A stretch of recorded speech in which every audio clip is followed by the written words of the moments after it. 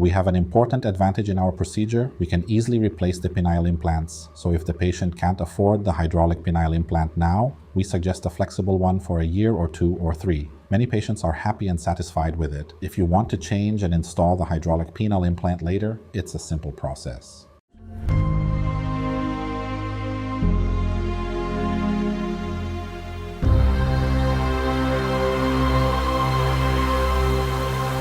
Patient satisfaction with the hydraulic penile implant tends to be higher than with the flexible penile implant.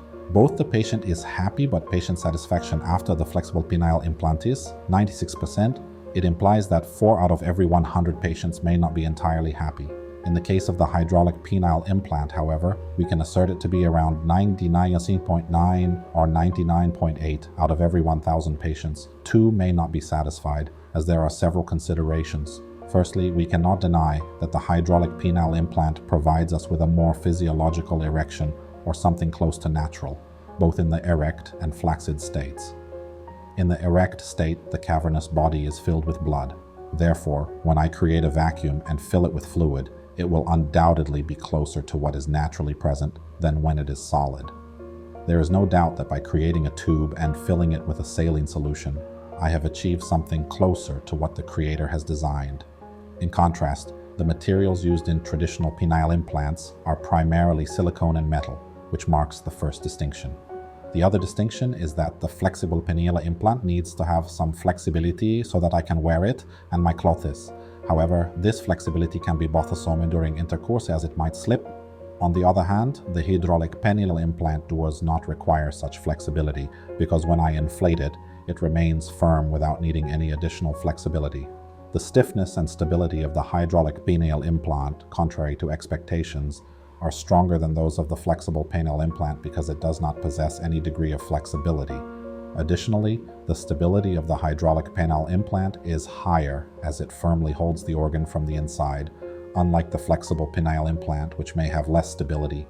Finally, an important point is agreed, the hydraulic penile implant increases in diameter as the pump is pressed, accommodating larger male organs, particularly in diameter. These larger sizes are not available with the flexible penile implant. However, over time, a vacuum may develop around the hydraulic penile implant, prompting the patient to increase the penile implant's pumping. In such cases, the diameter of the organ may increase by about 20%, but not immediately after the procedure, perhaps after 6 months to a year. All of these points are crucial for the hydraulic penile implant.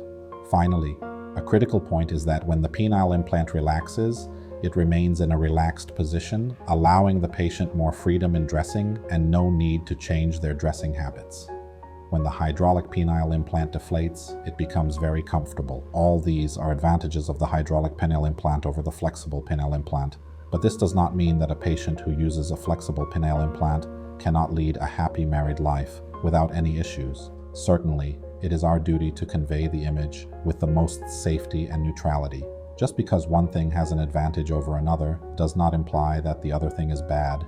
In cars world, for example, while it's agreed that a Mercedes is better than a Nissan, it doesn't mean that the Nissan is a bad car, nor does it mean that everyone has to drive a Mercedes. We have a significant advantage, the ability to easily replace one type of penile implant with another. Therefore, for patients who cannot afford hydraulic penile implant, we advise them to install a flexible penile implant and live with it for a year or 2 or 3. Many patients are satisfied, happy, content, and have no issues.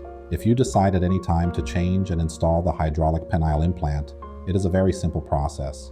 We remove the flexible penile implant and install the hydraulic penile implant with the most simplicity. That's what has kept us here at the Dar Al Zakora, offering this option or feature for our patients.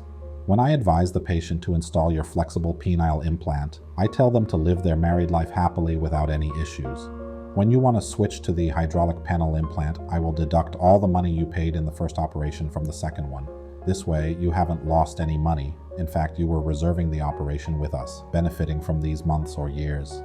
Many patients install the flexible penile implant, and then after a while, they tell you that they are satisfied and happy, so no reason to change it.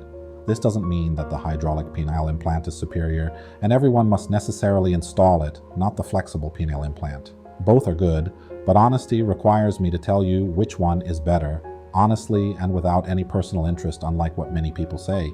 As doctors, we shouldn't have any interest other than the best interest of the patient.